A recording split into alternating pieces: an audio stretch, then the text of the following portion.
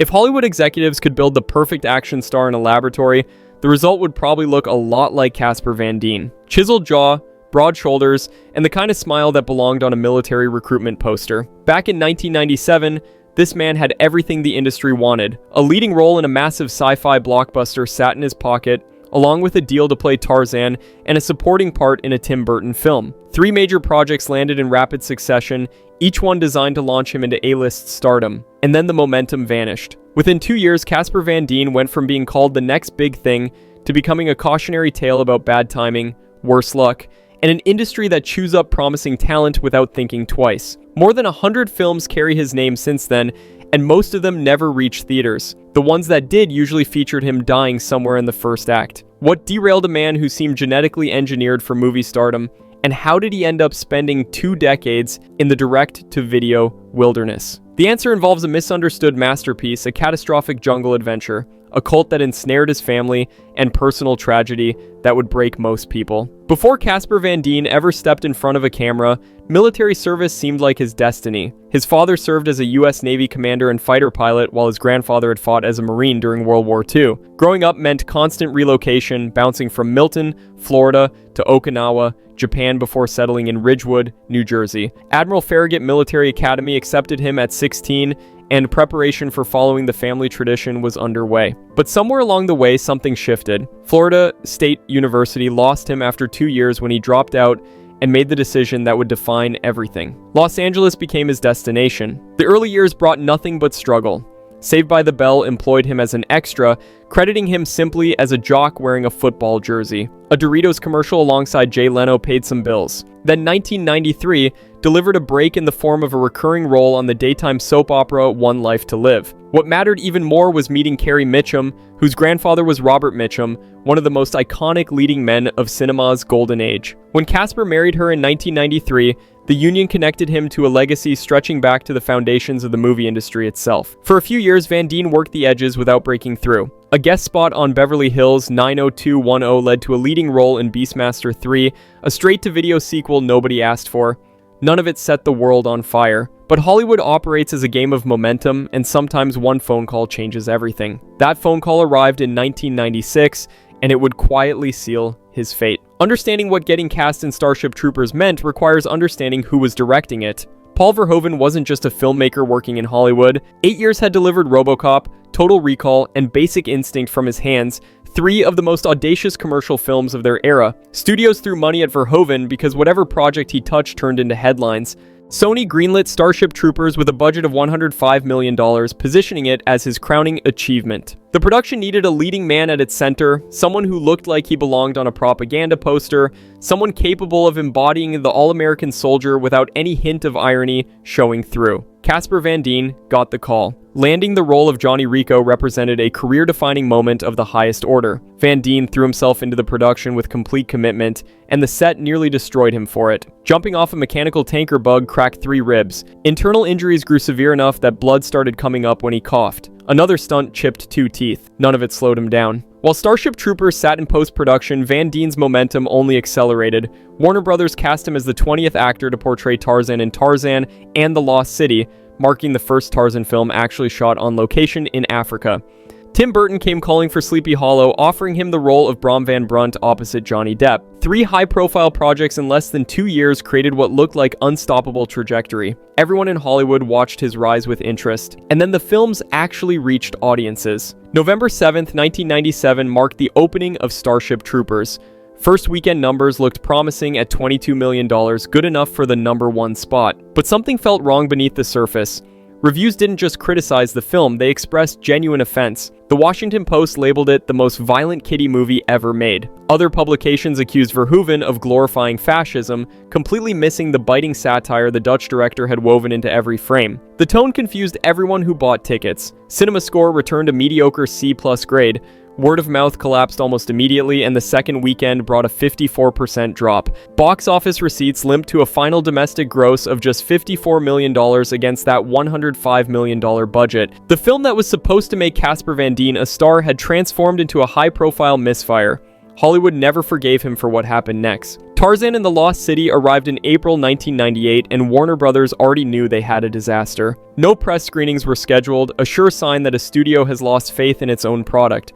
Rotten Tomatoes would eventually calculate an approval rating of just 6%. Critics mocked the cheap special effects and embarrassing gorilla costumes that looked like Halloween store purchases. Box office performance proved even more catastrophic, with the film grossing approximately 10% of its budget. Theaters pulled it so quickly that most audiences never knew it existed. Van Dien now carried 2 strikes against him in an industry that rarely offers third chances. The math studios used was simple and brutal. Executives tracked which actors could open a film, meaning their presence alone could guarantee a certain level of box office performance. Van Dien's track record communicated the opposite message entirely. This was the moment the industry stopped calling. Sleepy Hollow arrived in November 1999, and for a moment, redemption appeared possible. The film grossed over $200 million worldwide against a $70 million budget. One problem undermined any career benefit for Van Dien, and it was devastating in its simplicity.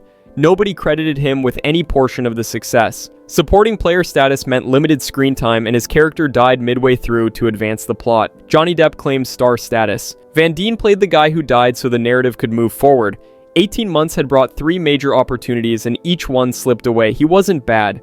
He was early, and Hollywood punishes that without mercy. By 2003, his IMDb page looked like a sci-fi channel schedule at 2 a.m. Modern Vampires, Shark Attack, Python, and Cutaway blurred together, each one going directly to video or airing on cable networks during late-night hours. Van Dien worked constantly, but the nature of the work had fundamentally shifted. Auditions for leads in studio tentpoles stopped arriving.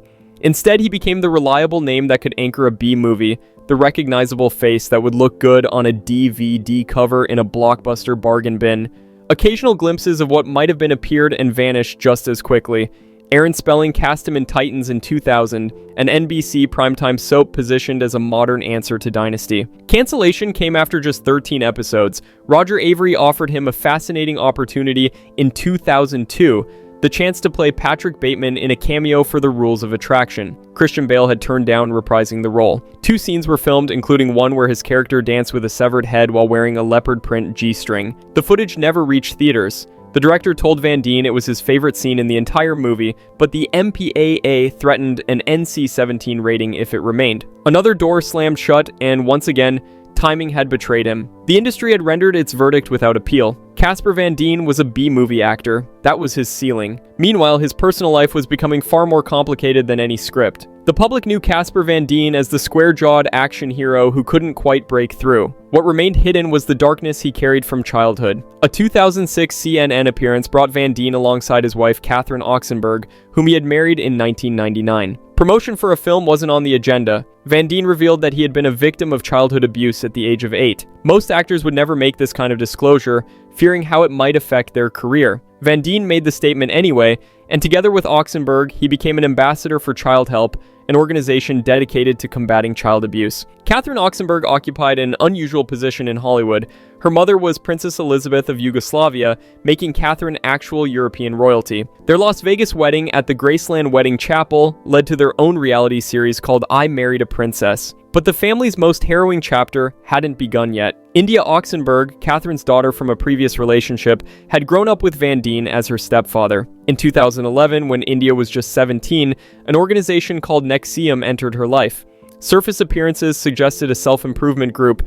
Reality proved far more sinister. Keith Raniere led organization while presenting himself as a genius philosopher, but what he actually ran was a manipulative organization that engaged in coercive control, branding women and forcing them into sexual servitude. Allison Mack from Smallville served as one of his lieutenants. India fell under his influence. Catherine spent years fighting to extract her daughter, speaking to journalists, and testifying before investigators. Her efforts helped spark a massive investigation by the New York State Attorney General. Raniere's arrest came in 2018, and India left shortly afterward. A sentence of 120 years awaited Raniere. HBO's The Vow documented Catherine's desperate attempts to save her daughter. Van Dien had filed for divorce from Catherine in 2015, right in the middle of this nightmare. And in 2012, his son, also named Casper, had attempted to take his own life. The young man survived, but Van Dien has rarely spoken about it publicly. The cost of those years remains largely private. What remains remarkable about Casper Van Dien is that he never stopped working through any of it.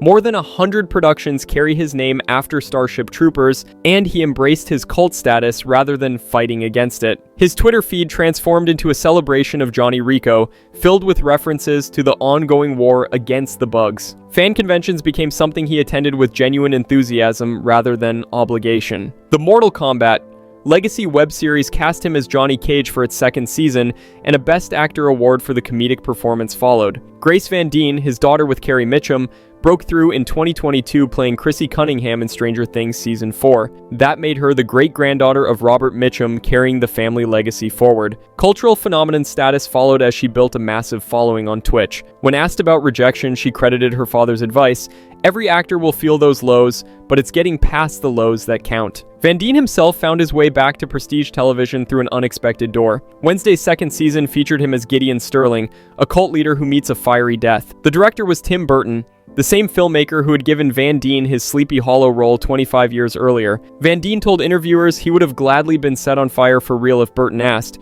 Only half of that was a joke. The question haunting his career remains impossible to answer. What if Starship Troopers had reached theaters 6 months earlier, before Titanic consumed everything? What if critics had recognized Verhoeven's satire instead of mistaking it for fascist propaganda? What if Tarzan had received a real budget and a competent script? Any single one of those breaks might have changed everything. A different timeline might have produced a Van Dien who spent the 2000s headlining studio franchises instead of direct-to-video creature features. The raw materials were always present: the looks, the physicality, the willingness to crack ribs doing his own stunts. But Hollywood doesn't operate on potential. Box office receipts drive every decision. And Casper Van Dien's receipts, at precisely the moment when they mattered most, told a story of underperformance that executives couldn't ignore. Starship Troopers has undergone one of the most dramatic critical reappraisals in modern cinema history. What critics dismissed as dumb and offensive in 1997 now receives celebration as brilliant satire. The film's influence appears everywhere from The Boys to Helldivers. Van Dien observes all of this with bemusement rather than vindication. Johnny Rico was always a character worth playing. The rest of the world just needed 25 years to catch up. Casper Van Dien turned 56 recently, and his jawline remains sharp enough to cut glass. Marriage number 3 appears to bring genuine happiness. His daughter Grace has achieved bigger star status than he ever reached, which generates nothing but pride when he discusses her career. Work continues constantly, with roles in B-movies and streaming projects and whatever else arrives. The lesson his career teaches sits uncomfortably with anyone who believes talent and opportunity represent everything needed for success. Sometimes timing works against you. Sometimes the industry decides your ceiling before you get a chance to prove those assumptions wrong. But another lesson emerges from the wreckage. Casper Van Dien never became the movie star everyone predicted in 1997. What he became instead might be more interesting than A-list stardom: a survivor. Survivor of bad timing, box office disasters, and personal tragedy that would have destroyed lesser people. Still here, still working, still showing up at conventions to sign autographs for fans who remember when everyone thought he would be the next big thing. That persistence might represent its own kind of victory.